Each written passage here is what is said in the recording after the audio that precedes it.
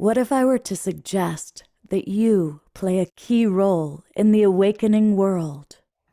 And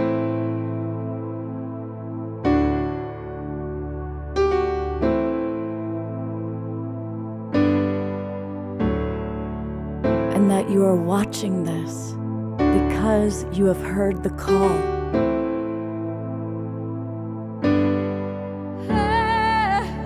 We can start right now by opening our hearts and minds.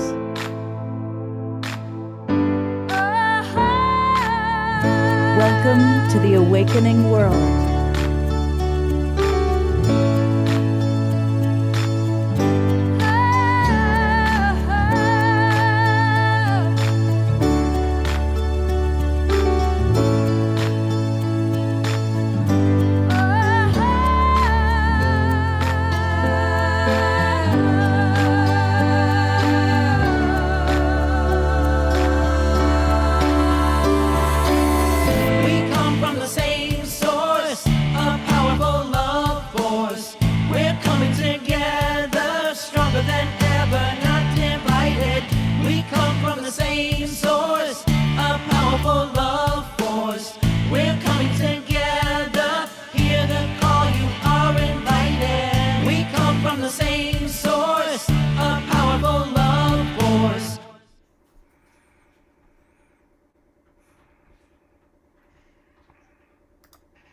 Good morning, everybody, and welcome to The Awakening World, our Sacred Sunday morning edition, and the completion, for now, of our introduction of Relation Flicks. I want to welcome everybody that's in our Zoom room. I see a lot of our friends and some new friends as well. And as always, we always like to invite you to do two things. Please let us know where you're from geographically. Name, geographic location, and I really love seeing a lot of our regulars that are here with us. But already we've got people from the United Kingdom, Costa Rica, New Zealand, truly an international gathering, and that's pretty cool. I also want to welcome all of you who are watching on the YouTube channels and on Facebook, especially all of our friends watching on Unify. And I want to invite you, come on into the Zoom room with us. This is going to be an interactive show. We've got some amazing teachers of relationship. How can we have great relationships, which has been our theme for the weekend. And tonight, or this morning, we're going to talk about the most important relationship of all, our relationship to ourself.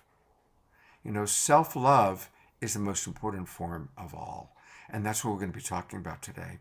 And we're going to be providing tips, tools, and practices and answering your questions. So, if you're watching on Facebook or YouTube, come on into our Zoom room. And it's really easy to do that.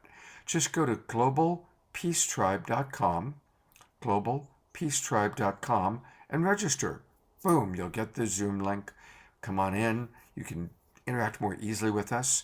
I will do my best to take a look at the questions and comments coming in on Unify or on Love Coach Academy, but it's easiest if you come on into the Zoom room. So, life is relationship. And if we want to change the world, and almost everybody that's attracted to our shows wants to make the world a better place, wants to change the world. How do we do that? By changing ourselves and our relationships. And the whole awakening world is dedicated to improving our relationships to ourselves, to each other, and to our planet, to Mother Earth. Well, support is on the way. There's an amazing new organization just launching called Relation Flicks. Now, many of you have been watching our shows this weekend, so you already know about it.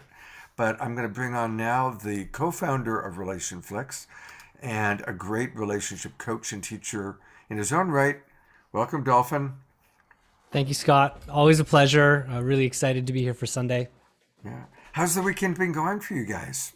Really, really nicely. Yeah, we decided to put together a summit in lead up to the launch of Relation Flicks. It was an opportunity for us to feature a whole bunch of the educators that are on the platform.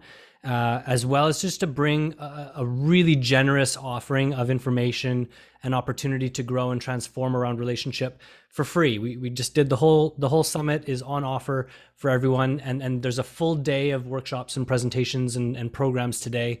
So even though you've missed Friday and Saturday, which were amazing, today is going to be full of really amazing headliner educators and a unique program at the end of the day. Actually, we're going to do a new innovative game show program. So people are going to have a chance to come in, and it's going to mix kind of attachment science and psychology with astrology and human design. And we're going to play, and some people are going to get a chance to interact and see how the matches play out. And of course, those that are in the room get to watch the program. So we're just excited about bringing high quality, world-class, entertaining and innovative programming and opportunities to learn around everything to do with intimate relationship. And it's just been a pleasure, and people have been pouring in all weekend, in part thanks to your generous sort of highlighting of us this weekend with your shows. And so a reminder, the place to go, but go there after the show, is go to depthsummit.com. Go to depthsummit.com. And what you're going to want to do is you're going to want to, here's the schedule. You're going to want to go down and look at all these amazing teachers that they have, by the way. And I know many of these people, some of them have come through Love Coach Academy, but some of them I'm meeting for the first time, and they're terrific. Look at all those teachers that they have. And of course, it's all grand opening, but what you're going to want to do is choose the VIP pass. Okay, scroll down, choose the VIP pass, and that gets you really off to the best possible start with Relation Flicks. And we'll come back and we'll take a look at that one more time. I am really excited about the two teachers that you're bringing in today. And do you want to start by introducing Alice to us? Absolutely. Yeah, I had the gift of meeting Alice a few years ago at a tantra festival here in Alberta, where I'm based. And it was neat because I didn't know Alice previous to that. She actually lived down the road from me in Calgary. I'm up in Edmonton, but we hadn't met at this point. And I got to sit in on one of her talks, and I was just blown away. You know, when people have this ability to sort of effortlessly and in an embodied way express the things that are going on in our human condition, and in a way where you feel invited to know yourself more deeply and to feel more excited and empowered to be fully expressed with the relationships that matter most to you. And during the weekend, she got to sit in on one of my workshops, and there was sort of like this mutual admiration that was happening. And we just had this lovely, lovely synergy and connection. And she's someone that I just feel appreciative to have in my circle. And you know, she's often on other parts of the world, but we always find a way to kind of touch back in. And I'm just super excited that she had a chance to join us this weekend. And we hope that at some point we can bring her onto the Relation Flicks platform and have some of her magic there with us. So Alice, thank you for being here. Oh my gosh, that was so beautiful. Thank you, Dolphin, for I'm fully just receiving of your reflection of me and how we met. So thank you for that. And it's so absolutely mutual. Thank you, Scott, for having me on the show, and everybody else who's here. My real joy and passion is embodiment, as Dolphin mentioned. And in particular, I love working with all human beings, and I really, really love working with women to step out of the restless mind that keeps us often in anxiety or self-doubt or not good enough with, and let go of that busy mind and access the deliciousness of your body that is here right now all the time in every single breath. So that's what I really look forward to sharing today. Oh, it's not just for women, it's for everybody. Every single human being, I feel, can benefit from this. Absolutely. We have another guest named Zamir who was with us during just before we started, but I don't see. Oh, there he is. Okay, great. So our other guest today is going to be Zamir, who I'm just meeting for the first time, but he's a holistic counselor, a yoga educator, and he is dedicated to individual and group self-actualization. He leads clients in compassionate inquiry, and he's worked a lot with the approaches developed by Dr. Gabor Mate. And as most of you who come to my Secret Sunday show know, we usually start with a meditation, and Zamir has offered to lead us in a kind of opening meditation so we can kind of drop in and really prepare to listen and to receive the medicine from today's show.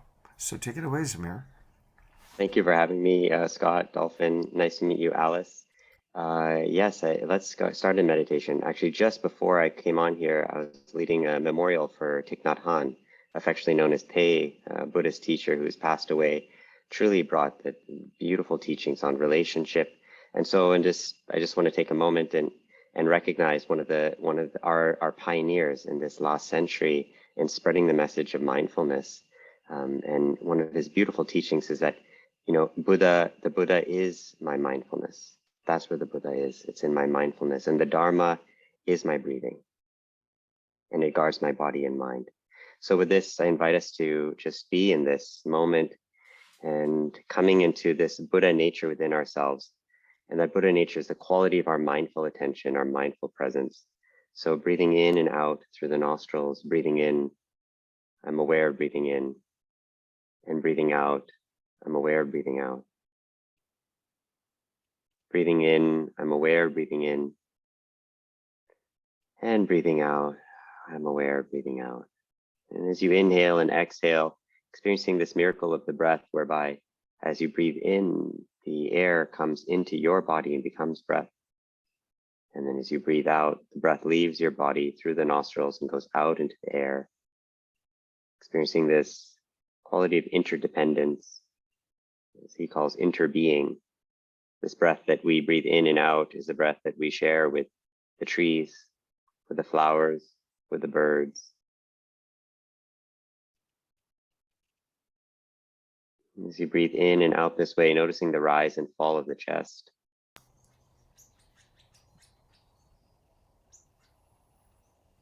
With the rise and fall of the chest, you'll notice that there's a pause between the inhale and a pause between the exhale. And taking note of this inhale pause, exhale pause. This is the rhythm of our natural breath. Breathing in, I'm aware of breathing in. And breathing out, I'm aware of breathing out.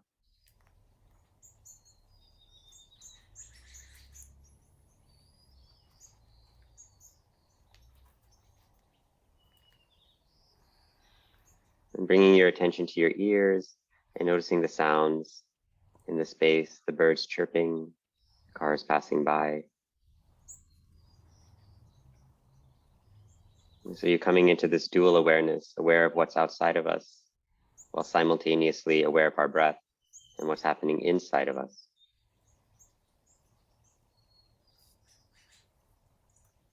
Aware of breathing in and aware of breathing out.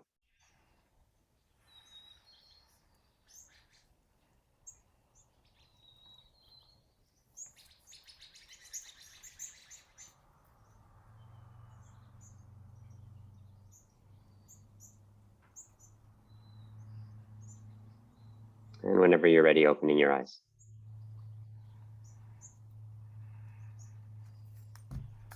Thank you, Jeff. Scott. Oh, thank you so much. That was beautiful. That was so nice. I hope you don't mind. I had the birds chirping, so that's why I unmuted so you could Yeah, actually. I've got about a dozen sparrows outside feasting away right now. wonderful. So today it's all about the greatest love of all, self-love. And I'm really grateful that we're going to be talking about this. And it's perfect on a Sacred Sunday show for us to really drop inside and work on self-love. And kind of our featured teacher is Alice, who you met briefly. But now we're going to get a chance to really kind of drop in to Alice's wisdom. And Alice, as a coach, one of the things that I've learned that's sad is that I believe the great human epidemic is shame. Most everyone that I've gotten to know well, and I've worked with thousands of people over the years, most people carry shame. And most people carry shame about the way they look, especially as people get older. We're all a day older when we woke up this morning. Gravity takes its effect. We don't look like the commercials in the way that, the media tells us we're supposed to look.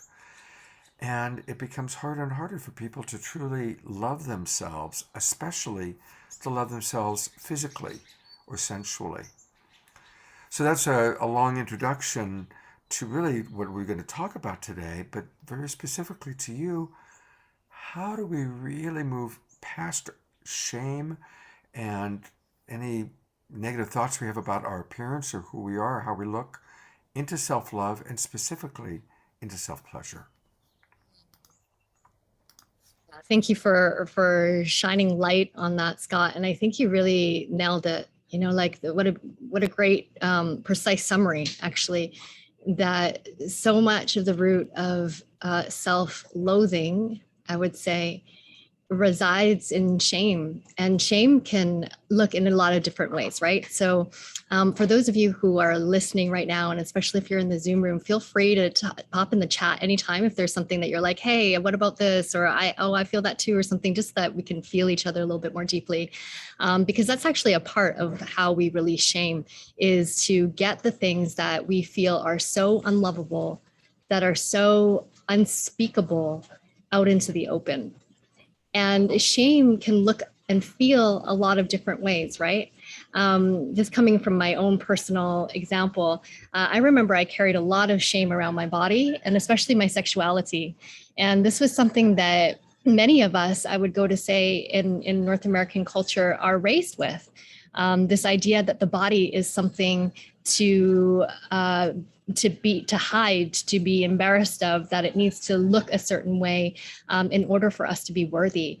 And that just simply isn't true. And yet we're swimming in a whole cultural ocean of messaging, from advertisement, from culture, from our family, whether it is right in our face or in the subtleties of our language, which lead us to feel that we're not good enough as we are. Industries, billion-dollar industries, benefit from our unworthiness. And so this is a really important topic to speak about and to bring to light. And maybe just like one little seed that I would love to start off with is just to share about my own personal journey in a nutshell, in hopes that perhaps this may feel a bit more relatable for some of you who are listening. Is I was a yogi. I still am a yogi. And for me, the spiritual path was a really, really important part of my awakening. And it nourished me on such deep ways in my heart, in my spirit, in my soul, in the asking of who am I and why am I here? All those really big, deep questions of life that bring us closer into intimacy with God, with the divine, with life. And yet the missing piece was the sexuality, because I was really into my my spiritual journey, and I had a partner at that time, my husband, who was also on the spiritual path, and we were, singing mantras and teaching yoga on Sundays, and doing all these great things, which was amazing. But then at some point in our relationship, he decided that he didn't want to have sex anymore, that wasn't a form of intimacy that he wanted to relate with and connect with for me, together with me. And at that point in time, there was no other solution. There was no other creative possibility of how I could get my sexual needs and desires met outside of the relationship or on my own. And I really accumulated so much shame around that. So much shame around having a sexual body, having desires, needs, wants. But I felt like it wasn't spiritual to want those things. And so then I decided, okay, well, in order to be in relationship with this man, then I need to shut that off. And so I tried to do that. I really did. I tried really, really hard for a few years. But then after a few years of frustration, struggle, wondering why am I not attractive enough? Like, am I not smart enough? Am I not beautiful enough? Am I not, the list goes on endlessly, to actually waking up one morning in my bathroom, locked, tap running so he wouldn't hear me, and self-pleasuring. And that was really a huge moment for me to realize, wait a minute, like, my body is not something to be ashamed of. My desires is not something to hide. This is actually what makes me alive. This is what makes me a human being. And that was really the start of a whole new path for me of, yes, bringing in the spiritual Alice, and I love that word, and to also welcome that part of me that is a sexual, alive being that has a body, not something to be gotten rid of, but something to be celebrated, something that is sacred, something that I have in this lifetime as a vessel to enjoy my life with and through. So yeah, I just share that as an offer, for anybody who may have carried some stories, whether it's from relationship or your religion or your family or anything like that, that there is a place. And I'm excited to share more about this as we go today. There is a place for you to be able to embrace all of who you are, including your body, including your sexuality, including your feelings and your emotions. And that for me is coming home to letting go of that shame that has kept you from your most intimate relationship, which is yourself. Thank you. That's a beautiful opening. And we're going to hear from Zamir also, but I do want to read, we do have some comments coming in. I'm going to start with some comments from our Zoom room, and then in a few minutes, I'll read some of the comments coming in on Unify and on our different Facebook pages.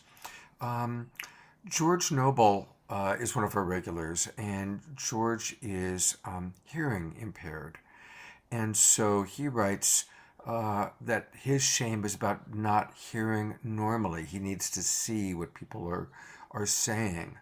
And so I guess the first question for you, I'm going to read a couple more comments, but the first question, Alice, is how people who have shame because they're physically not normal, right? They have a physical disability or difference.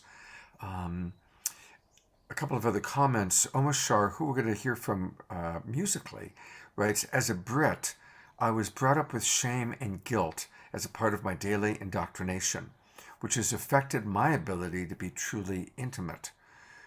And he is grateful for teachers such as yourself, Alice, and Zamir, who we're going to meet. And Jeffrey Colebrook writes, greatest forgiveness has already been given.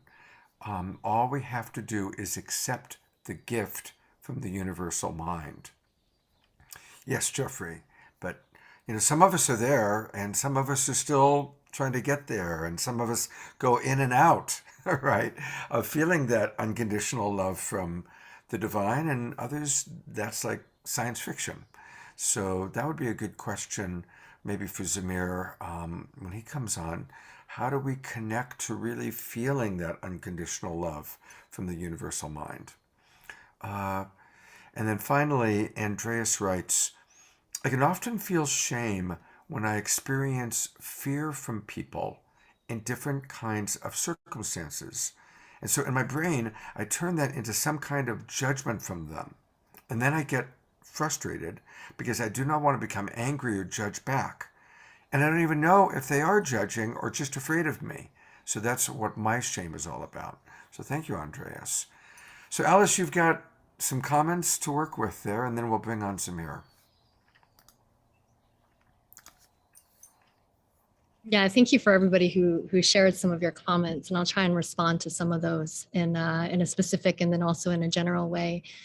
So for the one, I'm just trying to see who it was, George, for your sharing about having, different physical disabilities. And I'm sure you're not the only one out there who feels that there is something in your physicality, whether it's a disability, whether it's a way that part of your body looks, whether it's a, whatever it is that makes you different than everybody else. Well, first of all, I want to share that I am not you, so I'm not going to try and pretend to be you and understand what it is to go through the world with a hearing disability.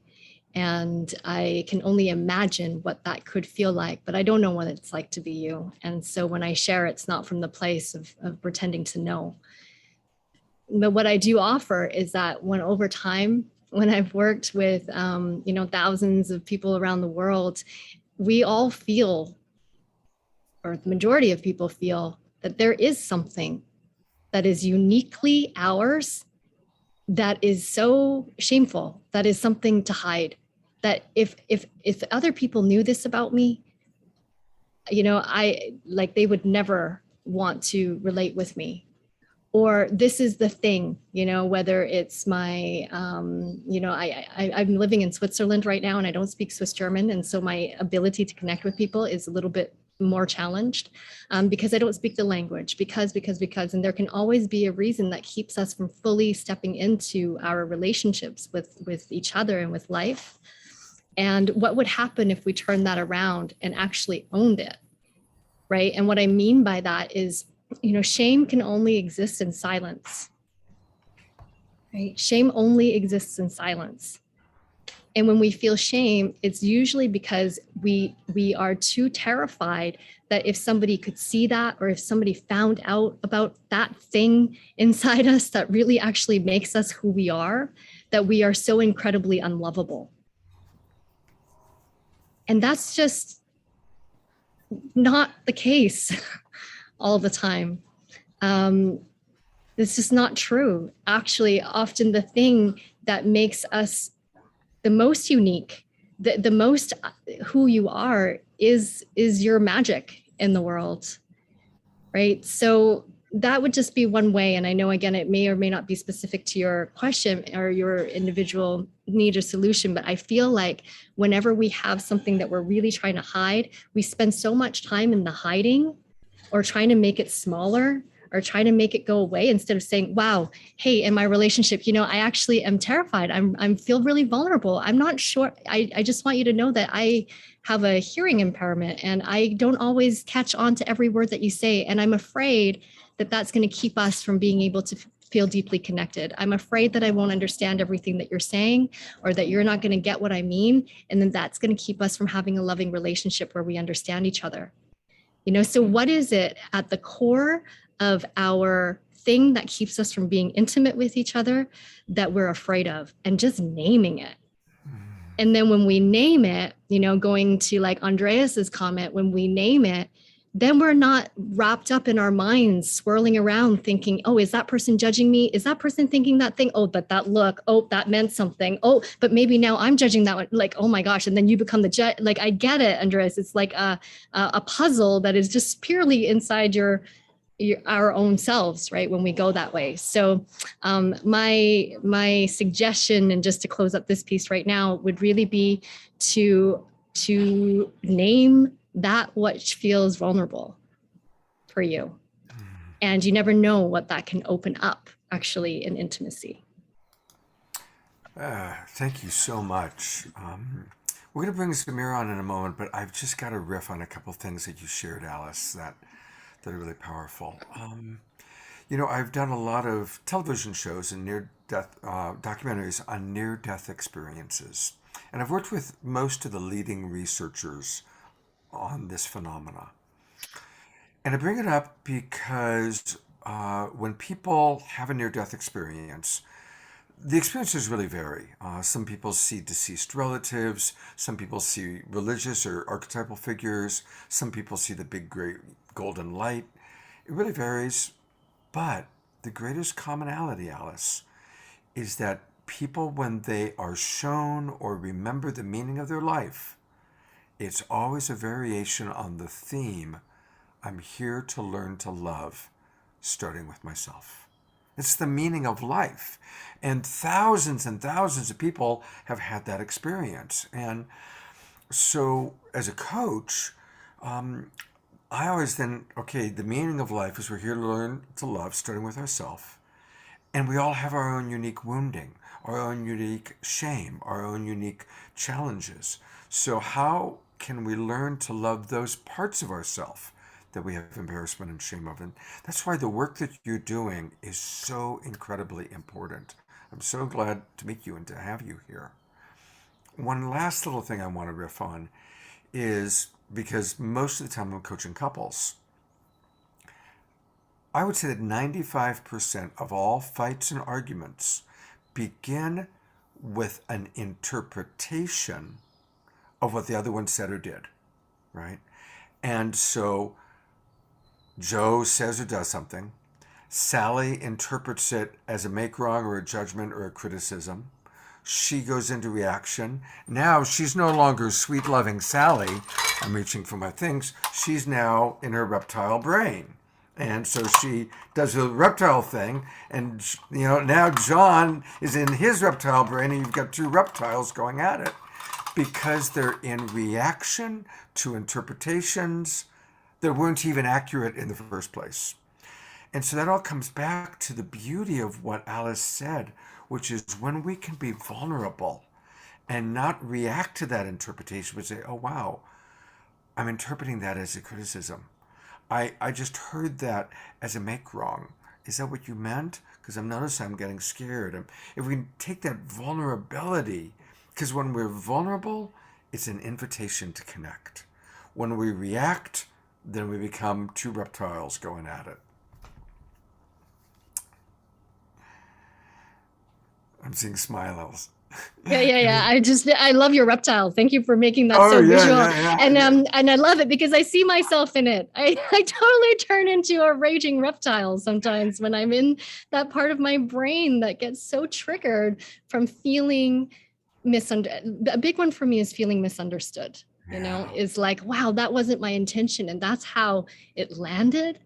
And then because I have such core wounding around being wrong, my showing up in the world means that then I got to defend myself to be right because I don't want to feel like I could have been wrong. But that really just creates this deep conflict that actually keeps me from what I truly want. Right, Yeah. which is to be in connection. And connection can mean a lot of different things. It doesn't always mean that we're snuggled up in relationship and everything is golden. Intimacy can also mean, wow, babe, this is the truth of what's happening for me right now.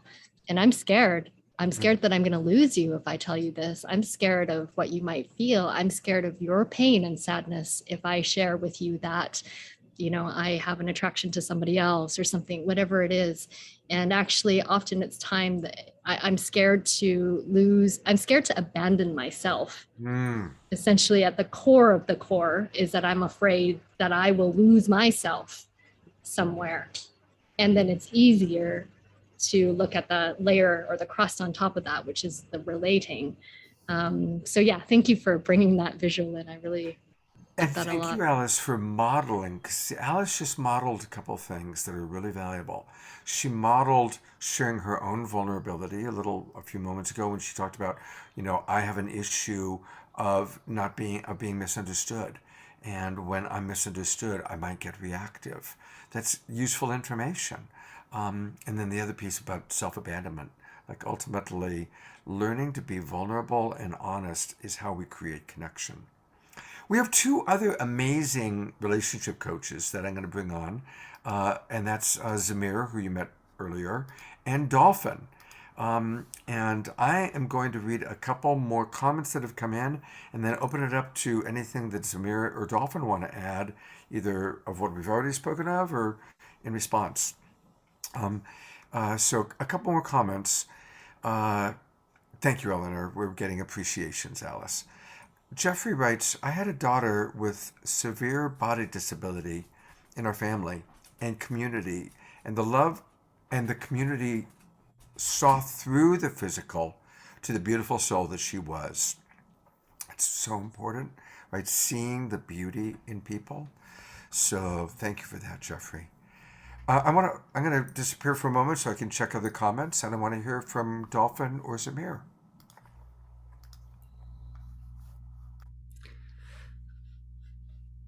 I'll go first. Yeah, I think it brings in the theme of shame that we've been talking about so far. And, one of the things that I am really excited to work with people around is something I call core belief. I'm not the first person who've coined it, but at the center of our sense of self are core beliefs that we've constructed. And these core beliefs are there to help us make sense of life. And when it comes to shame, if life has been painful, think of a very young child who experiences pain and difficulty in the context of their relationship with their parents. A child has no kind of moral compass, so to speak. They're just in full experience of life, and they're hungry to make sense of it all. And in the absence of a relational context that helps them make sense of that pain, they will naturally connect these dots. And I think this is a really powerful one for us to get. The pain, I'll actually ask in the chat, where is the pain occurring? The child who has pain, where is the pain for the child? I'm not trying to be tricky here. Like, where is the pain? I'll just give a moment if anyone wants to throw their thoughts in. Anyone? The heart? In the body. Yeah, whose body? Whose body is the pain existing in? Yeah, it's in the child's body. So a child is experiencing pain, it's here. And they look and they go, the pain is here. And they make a false conclusion that something is wrong, that they're experiencing pain and there's something wrong. And because of the location of the pain, the dot that gets connected is there's something wrong with me. And then what the child does is they look for anything that would help them make sense of why there is something wrong with them. And so this is why somebody is ashamed that they're too big. Another person is ashamed that they're too small. Somebody is ashamed that they're too tall. Somebody is ashamed that they're too short. It becomes very clear when we look at the ubiquitous nature of shame that it's not the things we're ashamed of that are the problem. They just happen to be the convenient available object that we could project onto to help us make sense of a false conclusion that there's something wrong with us. So the share that came before I just started to speak is that in a community or in a relationship where people are able to see through those objects of shame, immediately what becomes present to us is this beauty of the human heart and the human spirit. And the only thing that gets in the way of that is our own attachment to our own sense of self and the shame that we've built around it. So that if we want to truly see one another and love one another, we all have to let go of the false belief that there's something wrong with us. That's not a bypass to get off the hook of pain. Life will include pain no matter what we do. But we don't have to carry the false belief that there's something wrong. So anyway, those pieces have been really potent for me in my life and in the work that I do with people. And to me, it's like a ground floor. If we can unravel that core belief that there's something wrong with us, all sorts of beautiful possibility of relationships start to open up. Thank you for that, Dolphin. It's beautiful practice just to really look at, okay, well, what am I telling myself? What am I telling myself about myself? Zamir, I would love for us to hear a little bit from you, or anything you want to riff on, or any direction you want to go in about your work and some of the ways that you support people through these situations. Thank you. Thank you for asking. There's this, I really like this line that trauma is not something that happens to you, it's something that happens inside of you as a result of what happens to you. And so two people can go through the same event. One would emerge traumatized, the other won't. And usually the difference, or what determines that, is the degree to which they receive attunement, right? There's this psychological process of rupture and repair. And so when there's rupture, but there's no repair, then immediately, as Dolphin sort of elucidated the process, it's sort of, we begin to start to make a core belief about ourselves. And that belief is associated with a painful experience. And anything that resembles that then brings up that painful memory and the belief that's associated with it. And every time we encounter that, that becomes very painful for us. Right? And it can happen in so many different situations. I think that this is, so there's like this very human part of the journey of healing. And, I was listening to Alice before. I've heard this sort of many times, that people go on the spiritual path and then they encounter sexuality and then they feel shame around their sexuality and they have to go through a journey of reclaiming their sexuality, thinking that, actually sexuality is spiritual or pleasure is spiritual. But I think it's actually kind of a false dichotomy, but it's one that has been instituted especially by religions and by society, right? You continuously get conditioned with these beliefs that make you believe this way. But part of the challenge that we have is language, right? Someone says spirituality, what do they mean by spirituality, right? Someone hears spirituality, that may mean two different things to two different people. And so, in Sanskrit, the term spirituality is called Epidemic, and it means of the Atma, of the spiritual self, of the soul. Right? And so the process of spiritual growth is becoming more and more in alignment, in attunement, in connection with that spiritual nature, that which is eternal, that which is unborn and that which is undying, that which is limitless, that which cannot be cut, that which cannot be burned, that which cannot be shamed, that which cannot be blamed, that which, any of those things. There is an essence in us that is eternally and always whole, that is essential and always authentic. Okay? The degree to which we are aligned with that allows us to have right relationship to ourselves and to the world around us. And that's a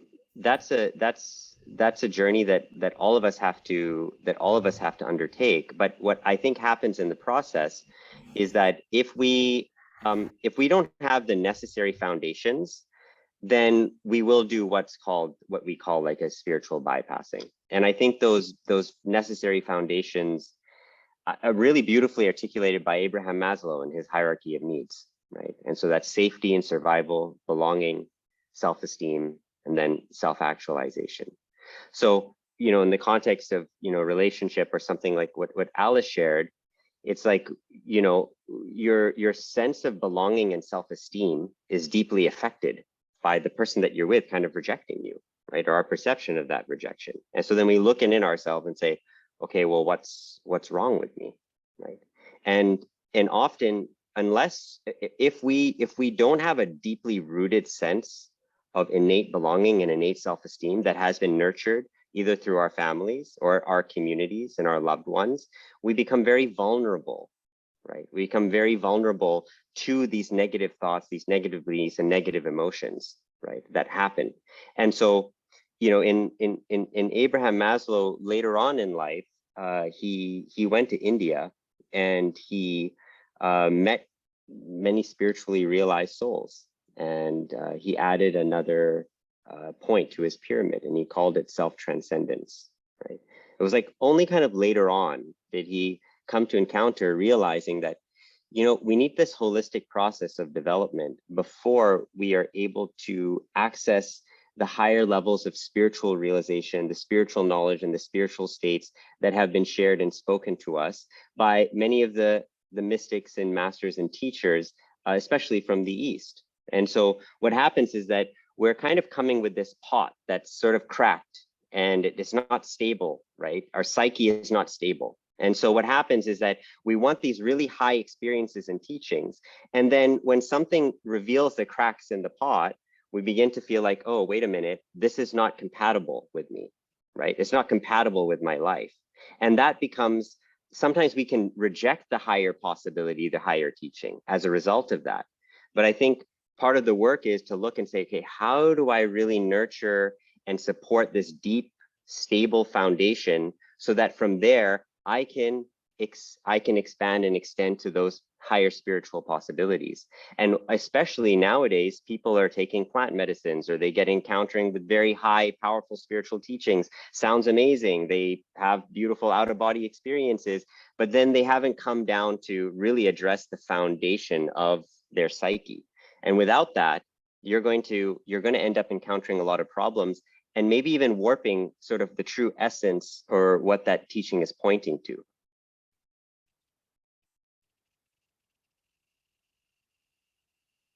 No, thank you so much. I'm just getting to know you, and I really appreciate how you bring so many other teachers and awareness into the mix. So thank you for that. I'm going to open it up to, bring everybody on for a minute again. And would love to ask all of you to maybe share another tool or practice for self-pleasure, overcoming shame, any of the issues that we're kind of talking about today. I'd love for each of you to provide maybe one of your favorite tips or one of your favorite practices, and maybe share how you use that practice or how maybe one of your clients has used it and it's made an impact. Alice, would you be willing to go first? Sure, I'm happy to, although I see a kind of a smirk on Dolphin's face, and I'm wondering if there's something really alive for him and he would want to jump in right now. I'm good. No? Okay. All right. Yeah, I'm happy to share one. So thank you both as well, Dolphin and Zamir, for sharing your pieces. I feel like these conversations are always so rich when there's different perspectives that are being brought in to to look at and to explore and see like, oh, how does that land in my body when I hear Dolphin say that, Zamir say that, Alice share that, like what is happening and alive for you in any moment. So yeah, I just wanted to give gratitude for that. One of the things that I do use as a tool, which I think would be great to share in this moment, is to be able to tune into different aspects of our body, to be able to see what are the pieces that are here at the same time. And I share this because I don't know if you've ever had a moment where you're feeling confused about a decision or conflicted about something, like should I do this or should I do that, or I don't know, how to move in my life. This is where your mind says one thing, but your body's saying something, but your sex is saying something else. How do you navigate those situations, whether you're on your own or whether you're in relationship? And so I like to use a simple tool. It's very simple, and it has 4 layers and possibly 5, depending on how you connect to these words. And I would love to do it right now. It'll take us like 5 minutes or less. Great. Is that okay, Scott, if we do that? Absolutely. Okay. Perfect. Okay, great. So, so wherever you're tuning in from, just close your eyes down for a moment. And if you can, have your feet on the earth or be sitting somewhere where you feel solidly supported.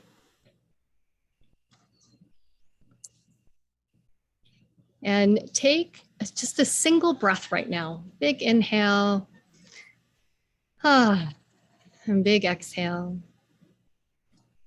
And we've shared a lot. We've done a lot of talking, all of us together, for the last 15 minutes. So just taking a few moments to let the words, the conversation, just fall away. And now tune into yourself and see, is there one place in your life, maybe even one question, where you're feeling conflicted? Okay, I'm seeing a lot of nods, even with people's eyes closed. Good. So if that's arising, and it could be something big, like, oh my God, this has been weighing on me for months. Or it could be something that's just like a tiny little thing that's creating an ick inside. Okay, so hopefully you've got that.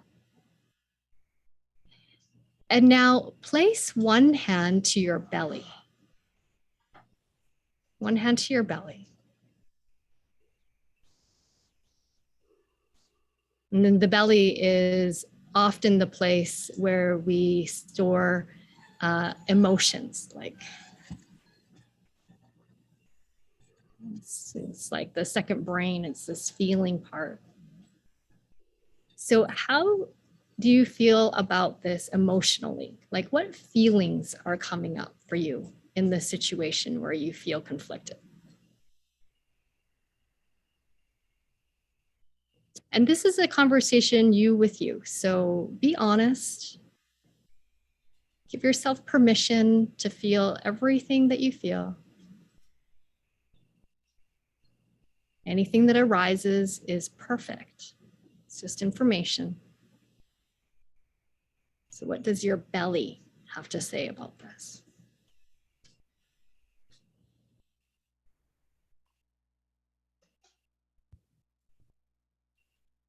Good. Now take a deep breath in.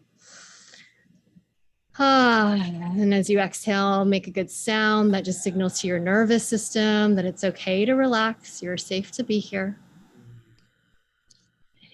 And now take one hand to your sex, so to your genitals. And you can do that energetically, or you can place your hand on there, whatever feels the most comfortable for you. And our genitals represent our animal body, as well as our sexual being. And sometimes they have a whole life of their own. And so tuning in for just a minute right now, what does your sex have to say about this?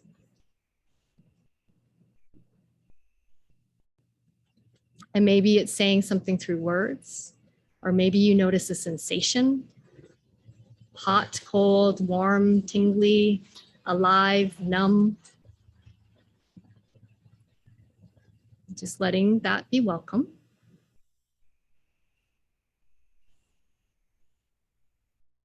Sometimes you might hear nothing, and that's also okay. You're still listening. Okay, deep breath in. And another exhale, sound out. Okay, now place one hand to your head. Or if that feels kind of awkward, then you can just leave your hands down, but tune into your mind. Because the mind is also a brilliant tool. You might have some thoughts on this topic. So tune into what your mind has to say about this right now. Give it some space to say whatever it needs.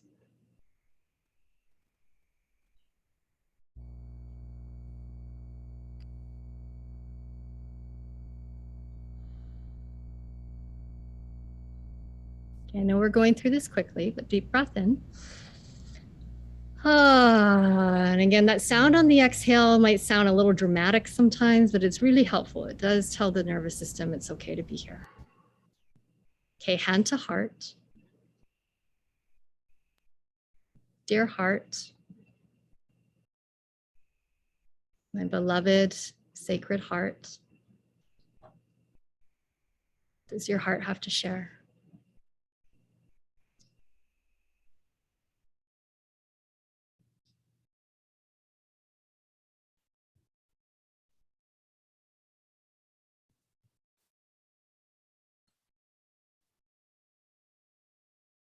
Okay, deep breath in. Breath out. Okay, last one. Okay, now tune into the space that you would associate with your soul or spirit, or that which is your higher self, your greater self,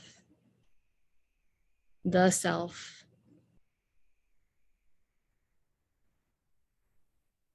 And give it a few moments right now. What do you hear here?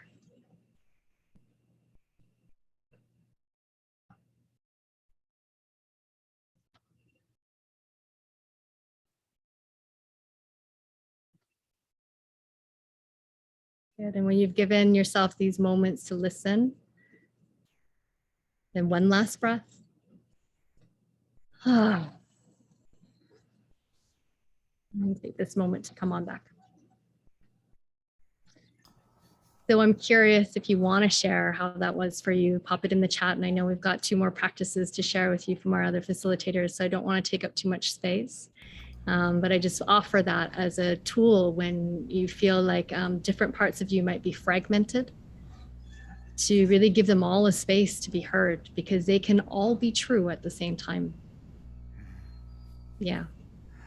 Yeah, thank you, Alice. And please put in the chat box. I'm checking Love Coach Academy and Unify Facebook. I'll check Zoom Room. I'll share some of the comments. So please let us know how that was. Leah Sasloff right away says I had a strong feeling. So that was beautiful, Alice. Thank you so much. Yeah, pleasure. Dolphin, Zamir, anything you want to share about the practice that you experienced first, and then, of course, what your practice is that you want? Yeah, I enjoyed when I connected to the heart. There was a situation that it's come up today, and it was a very clear message in my heart what I needed for me, right? And I think that connects to that theme of self-love, which is, what is it? What does my heart truly say? Like, what does it want? And when you hear that message, to not doubt it. And I think, as Alice was saying, and all of us, when we talk about these core beliefs, especially deep feelings like shame, is that we have this inner conflict, and that's the struggle that we undergo. But the more we can get really clear on this is what's true for me, that is self-love. I think it's being like, this is what is true for me, and I embrace that and embody it. And that's how we love ourselves, because I feel that, in relationships, if you give freedom, then you'll get freedom, right? So if you give freedom to yourself, you'll be able to give freedom to others, and people will be able to give freedom to you. And if they don't, that's okay, because you give freedom to yourself, right? And I think that's a big part of loving oneself. What I wanted to say as a practice is actually something that I noticed. Is this sound something that is coming from me? Does anyone else hear the sound or no? I'm not sure. I don't know if it's my head. Maybe it's just my headphones. Yeah, Uh, the You sound sound good. sounds good. Yeah, everything sounds good on our Sounds end. good. Okay, no worries. So I think it was George, Mr. Noble, I think he was in the chat, but he said something around regulating sexual energy for men.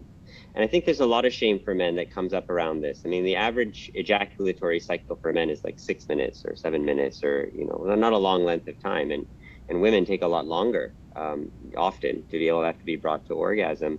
And so there's sometimes shame associated with that for men. And I wanted to say that it's something that I've encountered in myself in the past and with other men.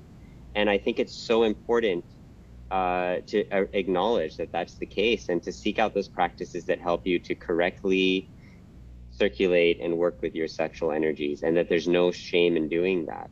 In fact, it's going to bring you a lot more comfort with your sexuality. And I just think, at this point, with the amount of information that we have in the internet and out in the world, I just think that, teenagers should learn about this in school. We should be learning about these kind of things. It's so important. So I think that that's a very helpful practice. And also I just would like to share, acknowledge for those who are, at least on the spiritual path, I think that there can be a conflict that comes around sexuality. And sometimes we hear these teachings that we have to transcend our sexuality. And then we try to impose it when we're not ready for it. And then as a result, when we try to impose something on ourselves that we're not ready for, we begin to create an enemy out of that restriction or out of that idea, right? And that's what I think is very important to recognize, that there will be a phase in one's like growth or development where it may be natural to not want to have as much sexual interaction. And you start to work with your sexual energies in a different way. And when that happens naturally for you, to honor that. And that's what's important, right? Trying to impose it on yourself prematurely, you're going to create conflict and struggle within yourself. And it's going to activate a lot of those negative beliefs, and you'll create suffering for your partner as well, right? And so I think acknowledging that there will be a time and a place, and that's the deeper meaning of brahmacharya, which is to graze on the divine, to graze on the refined energies of life. And so, you might just find that you're nurtured by very subtle things, and that, you don't feel as called to have as much sexual interaction. Well, that's where you're at naturally, then honor that. But you don't have to impose that upon yourself, because there's no person out in the sky that's, going to give you a merit badge for doing it. Like, it doesn't work like that. Thank you, Zamir. I know that Zamir needs to go. He's not going to be able to be Yeah. with us as long. So I'm going to actually take this moment to let people know how you can get more of him. Of course, Zamir and all the coaches you're seeing, including myself, are going to be available through RelationFlex. So you definitely want to go to the Depth Summit and register and get that VIP pass. But you can also learn all about Zamir by going to his website, and it's his name, Zamir Dhanji, ZamirDhanji.com. And a couple of things, when you open up to the main page, if you go down and scroll down, he's got this wonderful journey on patterns to presence, which really looks beautiful. So I encourage you to check that out. It's a 5-week transformational journey. But he also has created cards. And refresh my memory, I find it by going... The Inner Path deck. Here it is, the Inner Path deck. Thank you. Yeah. So you click on it and tell us about these beautiful cards that you've created. Yeah, just very briefly, I'm very passionate about yogic knowledge, yoga philosophy, and I found that as I was teaching students that they would get so excited about it, but then they would forget. because it's quite a learning journey. So we created a yoga oracle, yoga tarot, as a way for people to engage with the teachings of the 8 limbs of yoga with beautiful art and insights and teachings from the yogic tradition. So people who want to be able to use it, they can draw a card, put it on their altar. There's different teachings that each card has, and then they can go deeper into the practices. So it's for people who are also visual learners and want to bring the yoga teachings into their life in a beautiful way. Wow. These cards are beautiful. Absolutely Thank you. beautiful. Oh my gosh, look at that. Wow. These are incredible. Well, Zamir, thank you so much for being part of this show Thank you. today, being part of RelationFlex. We still are going to hear a practice from Dolphin, and then we also going to have some music, and then we'll get to questions and answers. But I'm going to put the spotlight on you, Dolphin. Thanks, Zamir. Great to see you. Yeah, so I mean, I wanted to address just a couple of things in my practice response. Eleanor in the chat said all the members in the boardroom had a different response. Now I'm going to interpret that. I often speak about our self not as some singular cohesive identity, but as a chorus of voices. That when we start to become more attuned to our inner landscape, we know that there are these different parts of us, literally all of these different identities with their own senses of self, their own priorities, their own values, their own desires. And whereas that can initially be quite overwhelming, when we get able to be quiet and then present to our inner movements, what we start to see is that this chorus of voices is bringing extremely relevant and valuable information to us. So each voice is bringing some message that is meant to be heard and honored and loved by us. The challenge becomes is most of us have developed a distorted interpretation of the message of these voices. And so then the voice comes, and especially if it's an uncomfortable feeling like shame, our fix for that is to kind of push it away, or to try to numb to it, or to project it onto others. And so the practice that I believe is one of the most powerful practices I've ever used, and one that I often recommend to clients and people that I work with, is I just talk about rehearsal. I worked with athletes for years. And so in athletics, you train so that when competition time comes, you're in flow. You're ready for anything that the competition throws at you. And so, these moments of particularly triggered shame within the context of interaction and relationship can often be quite overwhelming for us. It might only populate a small, we lost me. Okay, sorry. I think my video just got a bit funny. So we often don't experience the really extreme triggers of shame that often. And so we don't have a big skill set for it. So the rehearsal is for us to, when we're in a good space, physiologically, mentally, emotionally, to then imagine those moments that we know tend to trigger our shame, where the thoughts that occur, the physical somatic sensations that are there, the emotions that arise, we can kind of bring ourselves to that space of feeling triggered in our shame. And instead of maybe our reflexive approach to shame, which is to kind of maybe get small or create distance from us and others, is to actually open our posture. So in the midst of eliciting a sense of shame in your body, instead of your normal response to turn away or to get small, to consciously open your posture, to take a few deep breaths, and to ask the shame what it has to tell you. So what I've discovered is that as we start to engage these quote unquote negative emotions in a different way, with a different posture, with a different emotional orientation, the information of that experience comes through as something that is just rich with value and information for us. And so the shame might be this 4 or 5-year-old part of us that made a mistake when we were very little. And now the message is actually like, there's nothing wrong with you. Or I just want to be held, or love me. It comes through as a kind of direct request. And when we're really tapped into our deepest space, it comes through as what I call our heart's desire.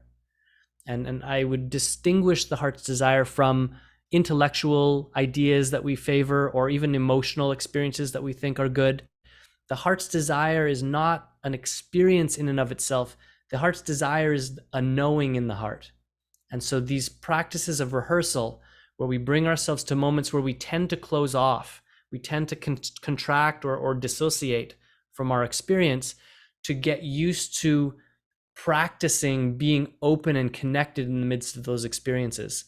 And just like in sport, where we train and we get better, this kind of rehearsal allows us to, when those moments of shame in real time, in real relationships show up, our nervous system and this awareness that can hold it, instead of doing the reflexive thing, there's this space of opportunity, there's this space of choice that wasn't there before, because we've cultivated it through our practice of rehearsal. So that's a really practical piece that I use in a lot of different contexts, and I find people get just massive amounts of value and transformation from it. Beautiful. Thank you so much. We're going to have some music. We're going to bring on Omashar to play music. But while he does that, I want to encourage everyone, while listening to the music, integrating what Alice and Dolphin, Zamir have shared, I want to encourage people to go to the Depth Summit and get that VIP pass. So as we listen to the music, integrate, but also go to Depth Summit and get the pass. Only $99, and there's so many things you're going to get. It's really remarkable. You guys, it's too little. Honestly, it's way too little. I mean, 30 different teachers on every imaginable topic. And again, look at all these extraordinary teachings and people that they've got amazing videos with. So go to depthsummit.com, scroll down, and get the VIP pass.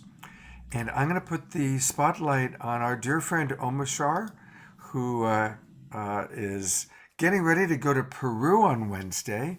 So this is going to be, Omashar has been blessing us with music for the past several weeks.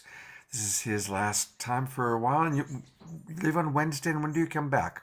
I leave on Wednesday. I'm down there for a month. I'm traveling to Sacred Valley, a couple of hours from Machu Picchu, and I'll be playing at a small gathering there in a place called the Heart of An. However, thank you, and bringing myself back to here, I'm so stirred by all of the juicy information that I have received this weekend, and Alice, your practice, I will be doing that daily, and Dolphin, your practice of preparing my emotional state for when I go into my next situation when I know that I'm going to be triggered, is amazing, because I relate it to my music. I practice and practice and practice so that when I play live and my mind is freaking out, oh, I'm not worthy, that takes over. And so thank you for that practice. I've got it down, man. And this is a song called The Garden of One. And all of my songs the lyrics are communication between divine source, divine love, and myself, or vice versa. And so this is a song from divine love to our hearts. It's a very beautiful, gentle song. It's a recent song, and this is like an unplugged version. And so just let's say the Thich Nhat Hanh practice of being mindful as we breathe out and being mindful as we breathe in. And let's drop even deeper into our heart right now whilst we are going onto the Depth Summit website, really, and simultaneously, excuse me, that's just my inner self being honest, and changing to my professional sound.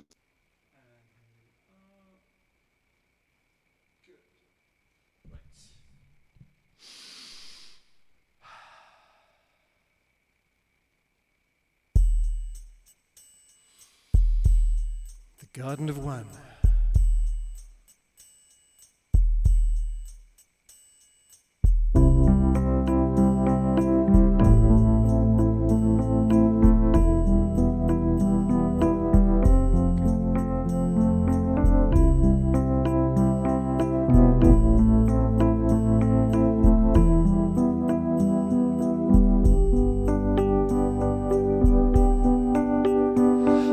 am with you here inside. Don't worry, don't worry. And I love you more than you could know. So come along now and lay your head on my heart, on my heart. Close your eyes, dear, and rest a while in me. Keep open your heart and let in the sun, and bathe yourself in the garden of one. Know you're at home and in my embrace. Here is empty space.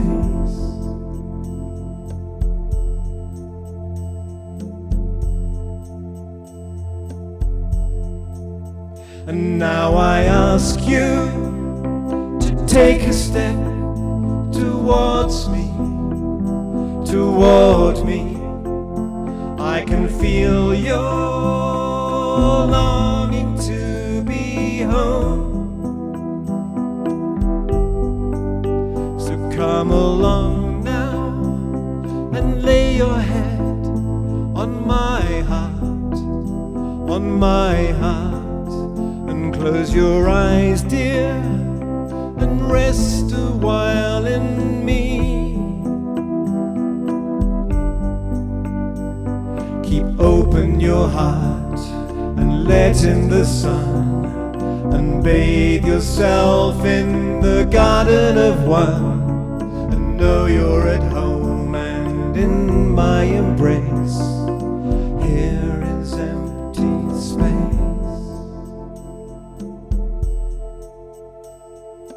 Here is empty space.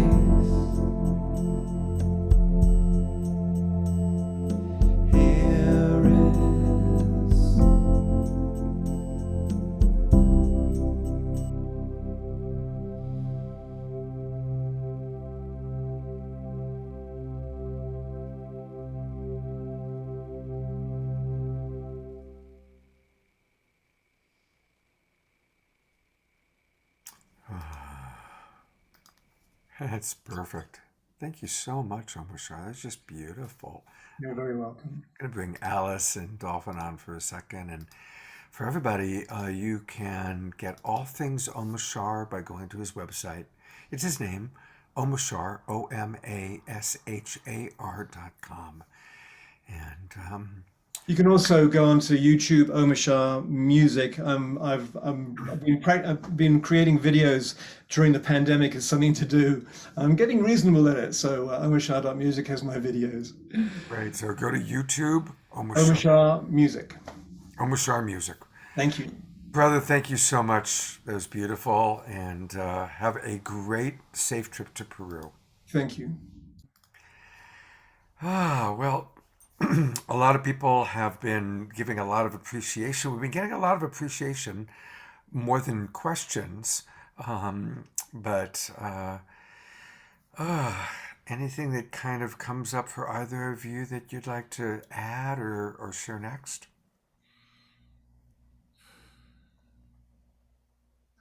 Yeah, first of all, I wanted to give my appreciation for Omashar. Thank you so much for the song and for the message of the song as well. And bringing it back somehow for it, what it moved in me was this reminder also of simplicity and how song and music move so much with so little. Not that your music is little, I don't mean it like that, but just, like bringing it back to essence. So yeah, thank you. That was beautiful. Yeah, perhaps what I would love to kind of, as we wind closer to the end, the last seed that I would love to drop to tie these pieces of our conversation together is this piece around self-pleasure. And, we spent some time looking at the shame that might be stored, why it might be there, where it's held in the tissues, how we can get the different members of the boardroom or the voices in the chorus, to all be heard. Like we've gone through all of this stuff, which is really, really great material. And I love it. And then the self-pleasure piece, like why, as Scott and I were conversing a week ago around, okay, what's the topic? What do we really want to bring forward? Is the self-pleasure piece. And for me, what pleasure is at its core about presence. And if we had a little bit more time, I would suggest, and maybe you can do this later on your own on a walk or something like that, is to go and really ask yourself this question: what is pleasure? What is pleasure? What is pleasure? And keep on asking yourself that question. And you may find yourself really surprised at what surfaces with that word, because that word is a bit of a loaded word. And it's a word that we might already have a lot of preconditioned ideas as to what that is. Pleasure is eating dark chocolate slowly, or pleasure is taking a bath with all of my oils and tuning out the world for 5 hours, or pleasure, you might already have these preconditioned stories and ideas about what that is. And yet, when I've done this with women that I work with, the core, and this is a bit of a spoiler alert, I suppose, that the core of what we always get down to is presence. How can I be fully present in this moment? How can I be fully present in my body, through my senses, in my feelings, in my perception of the world? How can I be so present with this freckle that I'm seeing on my beloved's face that I've never noticed before, and be so fully there that it brings so much pleasure to my eyes to see this? I'm sitting here sweating right now in Costa Rica, and there is just so much pleasure in being here through the senses. That is not because I just had an extravagant place to stay or something like that. It's the feeling of salt water lapping over my bare skin. It's the humidity of being here and seeing the luscious green that's behind me right now. Like, these are the moments of pleasure. And why is it important, and how does it link to self-love? For me, it kind of comes back to what some of our other teachers were saying. Like, when we're really paying attention to ourselves, when we really see through all those layers of shame that keep me from seeing my own divine beauty, or Scott's or Dolphin's or Omashar's or whoever's, there is only beauty there. There is only love there. That is the very stuff that we are made up of. As Scott said, when people have near-death experiences, this is what they come back to. And I've had a near-death experience, and I'd never heard it be put that way. And you're so right, Scott, that happened for me. And that I also really realized I'm here to learn to love. I'm here to learn love in all of its facets, and fumble my way through, and have my dinosaur moments, and my deeply connected, intimate, wow, this is life moments, and everything in between. And pleasure is one of the ways that I've found rewrites and rewires the conditioning of worthiness, because you do deserve pleasure. And it's not even that you deserve it. It's that it's here. It's an isness. It's a fact. It's a, when we open up ourselves to life and all of its facets. So yeah, that's the seed that I would love to sow as we transition is how can you give yourself permission and know your worth and your value of being here on this planet, because you are here.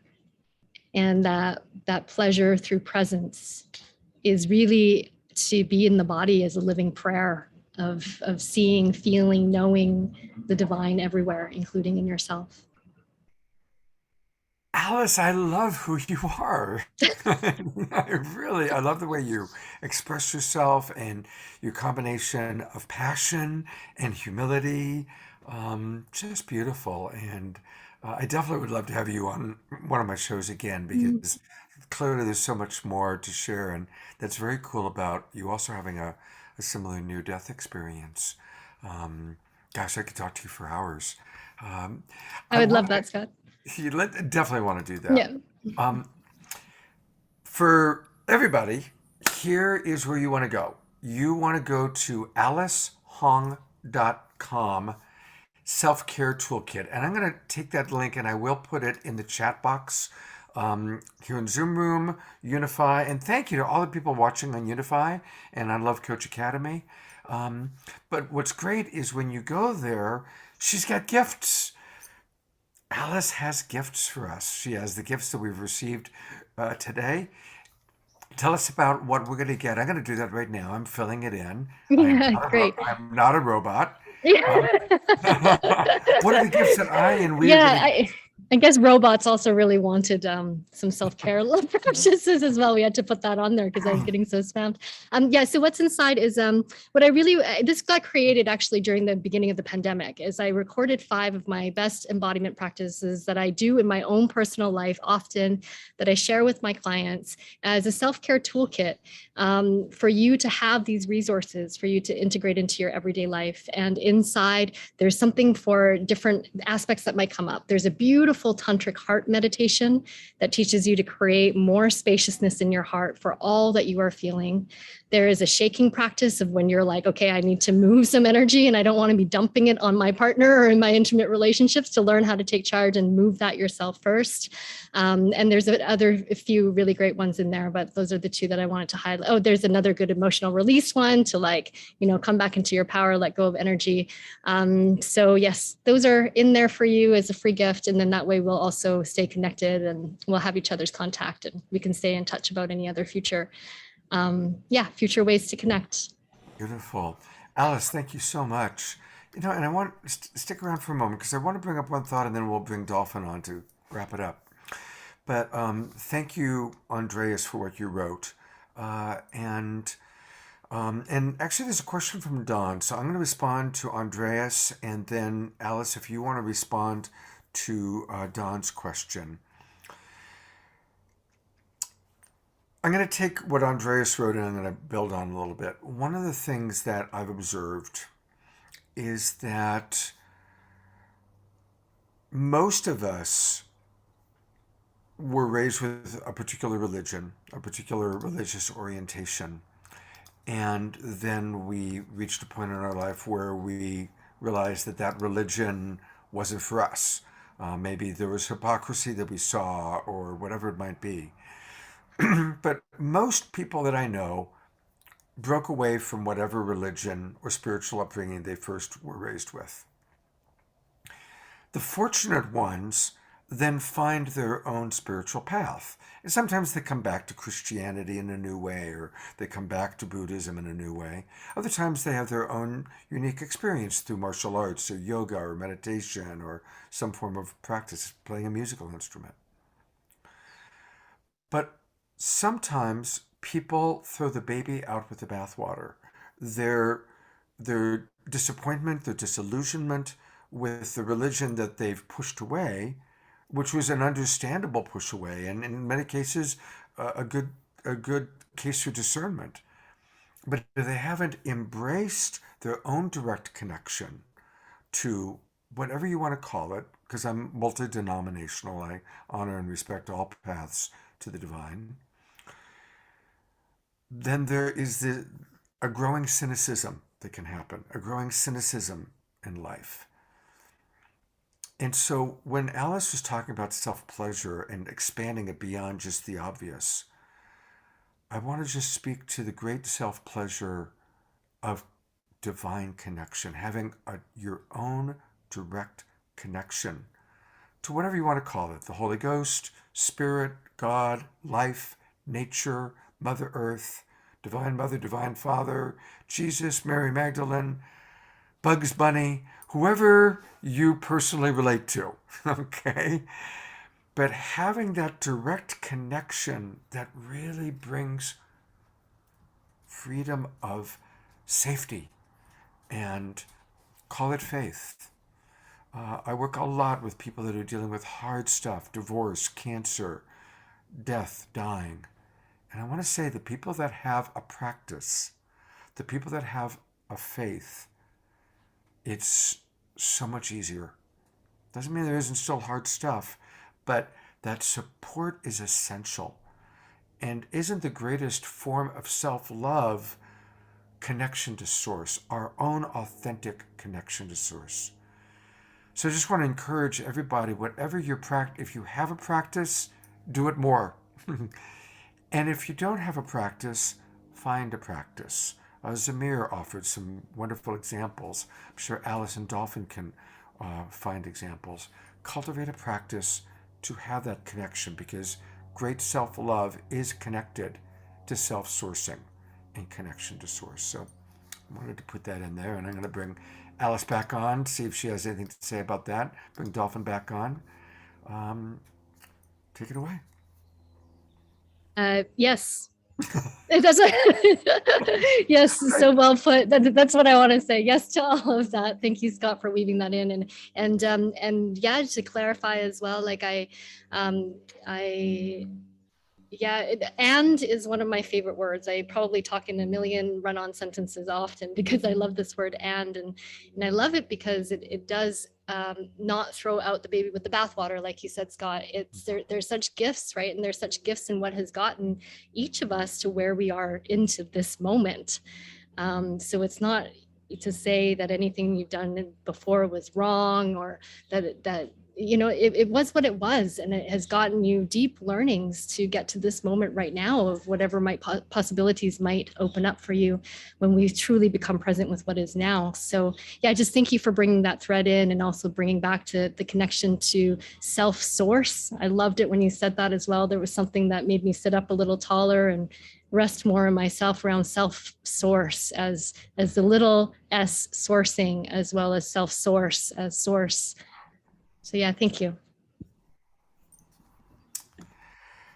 Dolphin, we're very close to the conclusion here. I want to give you a chance to give your kind of final thoughts, and then I'll close us out. Cool. Yeah, my audio's on. My partner Jessica always says I never promote myself, and so just for anyone that wants more kind of direct with me, my Instagram is probably the best place to be in touch with me. So I just put that in the chat. Yeah, I mean, there's so much in what we've explored so far. I love the idea of a distinction between pleasure that moves from the inside out versus pleasure that we try to access from the outside in. I think if we look at any kind of fixated or addictive type patterns where we're pursuing pleasure, the outcome is never good. But when we're present, then all of a sudden this joy of being is there, this joy of the subtle, the joy of the small, the joy that isn't contingent on a particular circumstance is there with us when we're present. And I just want to connect a dot for people. When we look at the science of addiction, and Gabor Mate, who was referenced earlier, speaks about this a lot, that addiction is an attempt to meet a need. It's not the problem. The addiction is not the problem. The addiction is an attempt at a solution. And the problem it is attempting to solve is disconnection. Mm-hmm. And we might say disconnection from other, but once we've done enough inner work, we know that everything about our connection with other is mitigated by our connection to self, our connection to our own heart. So the presence to me is a returning home to being connected to our own heart. And through that connection, the real meaning and joy of life is there. And that's what authentic pleasure is. Authentic pleasure is the movement of joy when we're connected to our own heart. And of course, that enables us to be connected to others' hearts. So to me, it's so simple. And then we can populate the pleasure with anything we like. Then there's pleasure in work. Then there's pleasure in swimming in the ocean. Then there's pleasure in navigating conflict with our partner, because we know what it's all really about.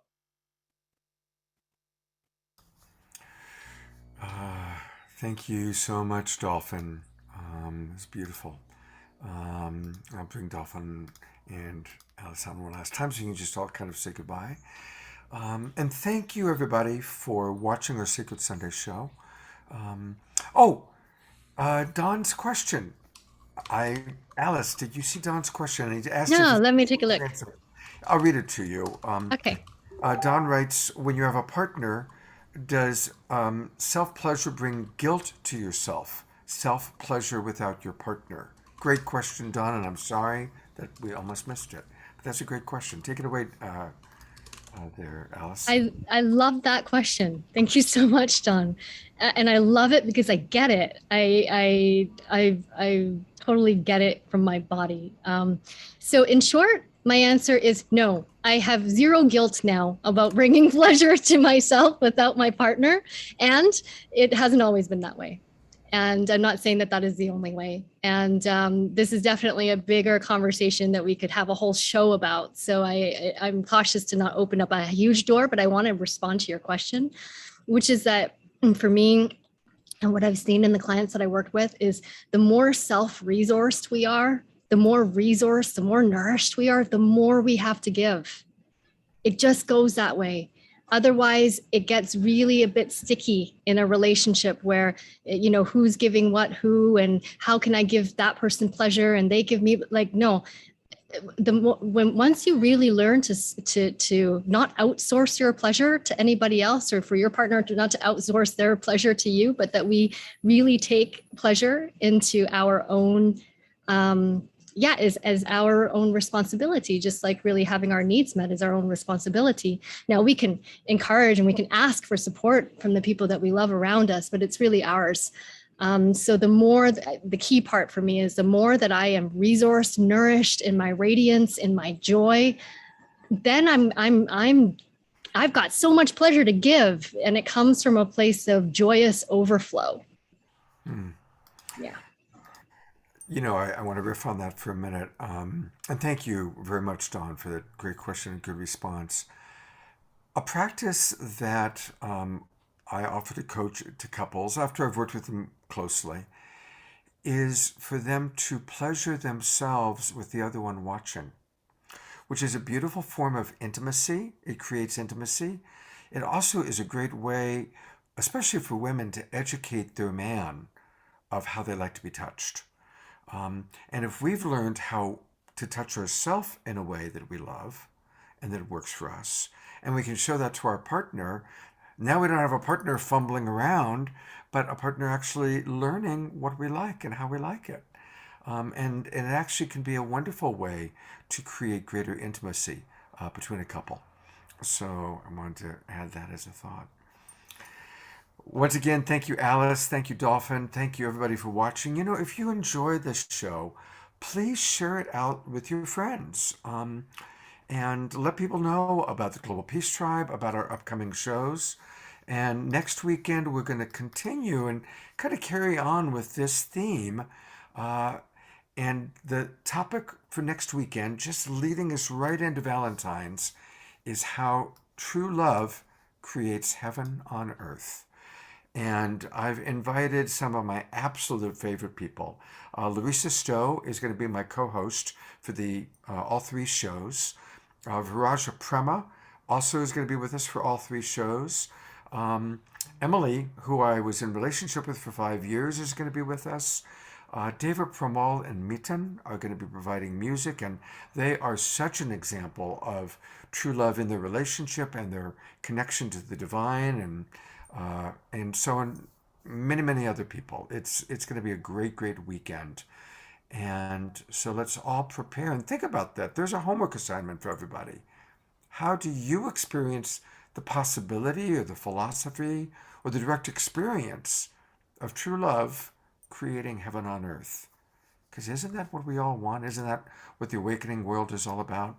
We're here to really bring heaven on earth, whether it's moment by moment, which is kind of where we are right now, and maybe even in a bigger way. Last thought, and this is how I always close my Sacred Sunday show. Remember, we can make any moment sacred by choosing to see the divinity in Alice, in Dolphin, in ourself, in those people that we have trouble with. Seeing the divinity in all is how we make any moment sacred. Thank you, everybody, so much for watching, for listening, for sharing this out with others, and we'll look forward to seeing you next weekend. Take care. Thanks, Scott. Thanks, everyone.